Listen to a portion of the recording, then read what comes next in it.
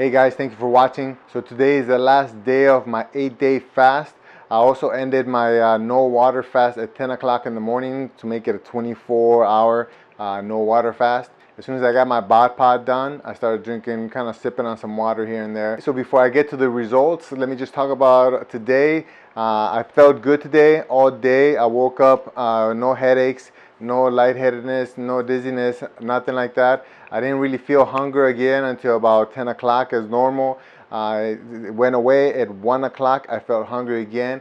At 2 o'clock, I think that in anticipation for my first meal, I started getting hungrier and hungrier throughout the day until I finally ate my first meal. I'm talking to you guys after my first meal. I'll show you that in a second. But first, I wanted to talk about my bod pod experience.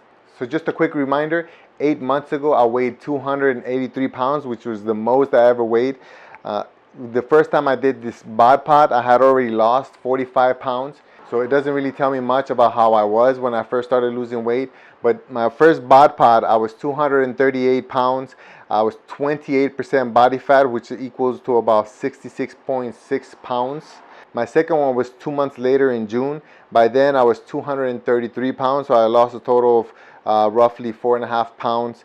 My body fat percentage was 25.3%, which made it 59.2 pounds. So for today's bod pod, I came in at 220 pounds, which is 13 pounds less than the last time I did it.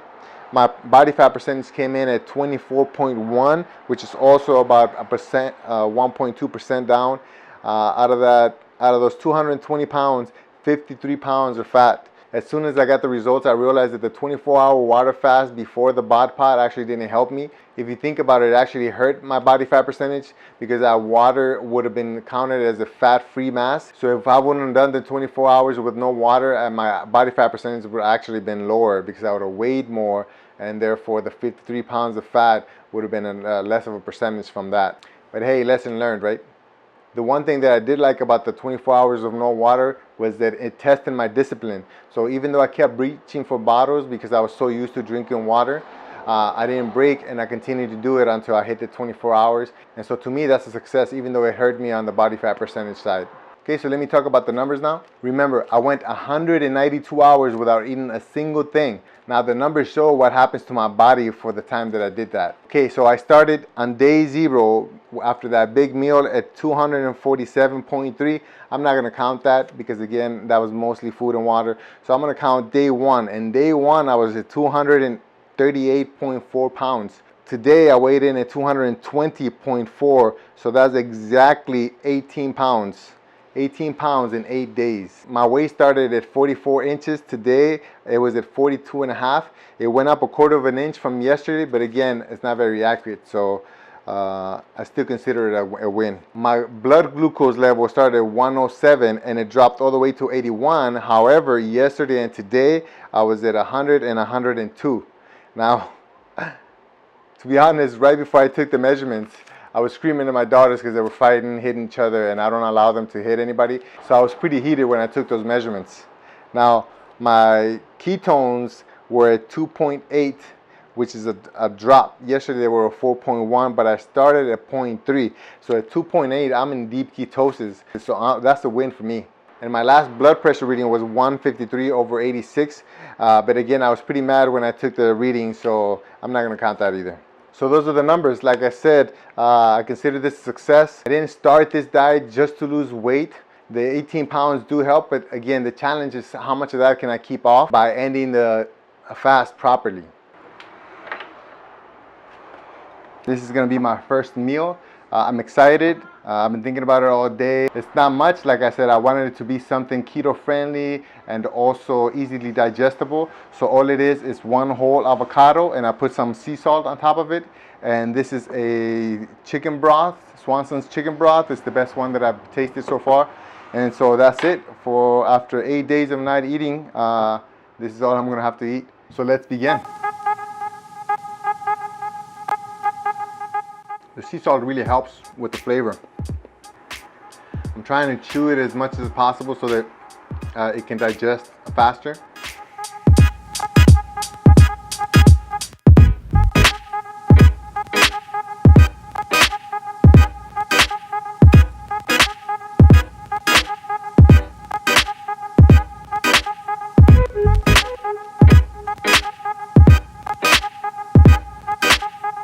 tried to choose the best avocado that I had, and this one's perfect.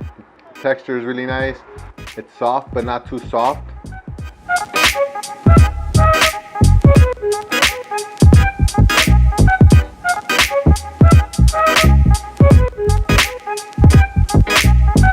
The chicken broth was about 15 calories for one can. The avocado was about 320 calories for one whole avocado. So total, I'm looking at less than 350 calories for the first meal. So after I ate that meal, I did feel satisfied. It didn't feel like it wasn't enough or like it was too much. I did get a little bit of heartburn earlier, but besides that, that was a good meal. I plan to do something similar for tomorrow, lunch and dinner. If I'm being completely honest, the main reason that I did this fast is to prove that my discipline is where it's supposed to be. I'm tired of people looking at me overweight and assume that because I'm overweight, then somehow that correlates to having a discipline problem. I can't really get mad at them though, because I used to think the same way. Every time I saw a fat guy eating ice cream, I would think to myself, doesn't he know that that's why he's fat? But now I know better. Now I know that he doesn't know that. The information that we're getting from our leaders is wrong. It might not be wrong for everybody, but it's wrong for me. There's no way that they can tell me that my diet should rely on 40 to 60% of carbohydrates when they don't know how my body works. I know how my body works, and the diet that they're suggesting to me just doesn't work. Think about it. If you look at somebody that's overweight and you ask yourself, why is that person overweight? Then you're gonna tell yourself, oh, because he overeats.